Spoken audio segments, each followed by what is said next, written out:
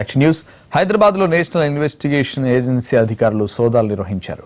సుమారు 4 గంటల పాటు సోదాలు నిర్వహించిన ఎన్ఐఏ ఓ యువకుడిని అదుపులోకి తీసుకున్నారు. అతని దగ్గర నుంచి ల్యాప్టాప్ తో పాటు పలు కీలక డాక్యుమెంట్లను స్వాధీనం చేసుకున్నారు.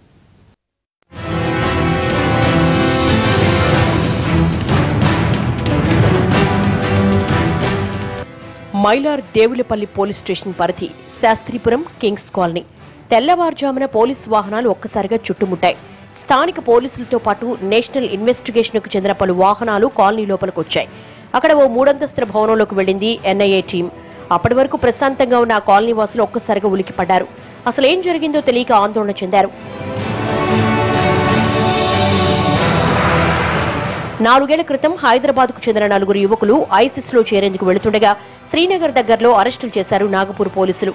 అబ్దుల్ బాసిద్, సయ్యద్ ఉమర్ ఫరూక్, హసన్ ఫరూక్లను అదుపులోకి తీసుకున్నారు. ఆ తర్వాత సిట్ ఎన్ఐఏ ఈ కేసు దర్యాప్తు చేపట్టింది.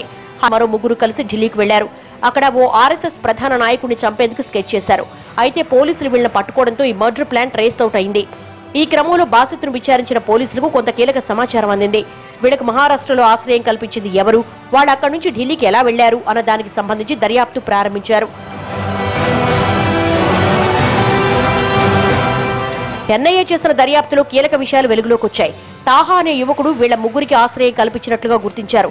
ఇతడి కోసం కొన్ని నెలలుగా గాలిస్తున్నారు. కానీ అతడి ఆచూకీ మాత్రం లభించలేదు. తాహా ఎక్కడున్నాడు, ఏం చేస్తున్నాడు అన్న దానిపై దృష్టి సారించిన ఎన్ఐఏ టీం తాహా హైదరాబాద్ లో ఉన్నట్లుగా గుర్తించింది. మైలార్ దేవులపల్లి పోలీస్ స్టేషన్ పరిధిలోని కింగ్స్ కాలనీలో తాహా ఉంటున్నట్లుగా గుర్తించారు ఎన్ఐఏ. ఏప్రిల్ 20 ఉదయమే అతడుంటున్న ఇంటిని ముట్టడించారు. సుమారు 4 గంటల పాటు అతడి ఇంట్లో సోదాలు చేసిన ఎన్ఐఏ అతడితో పాటు ఉన్నవారు ఎవరు, తాహాకు వాళ్ళ ఆశ్రయం కల్పించారా లేక బంధువులా అన్న కోణంలో దర్యాప్తు చేశారు. సోదాలు ముగిసిన తర్వాత తాహాను తన కస్టడీలోకి తీసుకున్నారు. అతడి ల్యాప్టాప్, మొబైల్ ఫోన్ స్వాధీనం చేసుకున్నారు ఎన్ఐఏ టీం.